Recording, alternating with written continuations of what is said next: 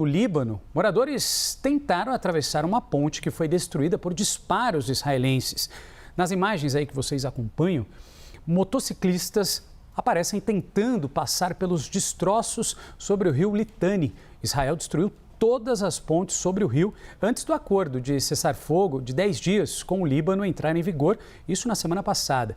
Apesar da trégua, o exército israelense alertou moradores no sul do Líbano para que não se aproximem de áreas próximas ao Litani. As forças continuam posicionadas na região devido ao que Israel descreveu como atividade contínua do Hezbollah.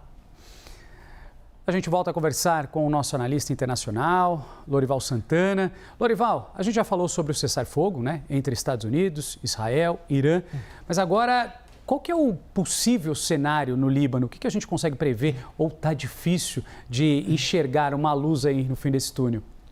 Bem, a gente está vendo a situação no Líbano, né, os escombros que foram deixados pelos bombardeios israelenses, que por sua vez começaram depois do dia 2 de março, quando o Hezbollah começou a disparar foguetes contra o norte de Israel, em resposta aos ataques americanos e israelenses contra o Irã, que começaram no dia 28 de fevereiro. Bom, aí houve um acordo, né, de cessar fogo em Washington, uma reunião entre embaixadores do Líbano e de Israel. E agora o governo americano está promovendo mais um encontro nessa quinta-feira em Washington também, no nível de embaixadores também, para tentar prorrogar esse cessar-fogo que termina no dia 26 agora.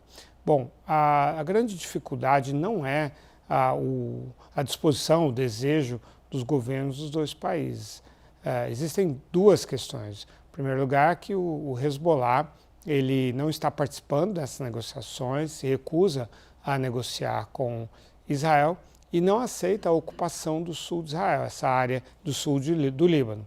Essa área de 1.000 km², que vai do rio Litani até a fronteira com Israel, que Israel ocupou entre 1982 e o início dos anos 2000, e já fez incursões várias vezes nessa área, mas se retirou depois.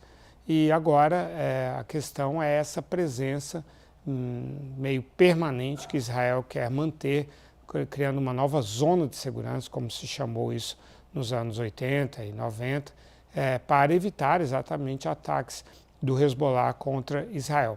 Daí, com isso, soldados israelenses se tornam alvos relativamente fáceis do Hezbollah, né, no terreno ali, e com isso também fica muito mais difícil manter um cessar-fogo.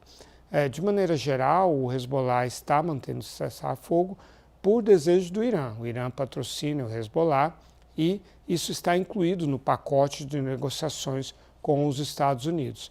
Mas, como a gente viu também, essas negociações também são bastante instáveis, bastante frágeis também.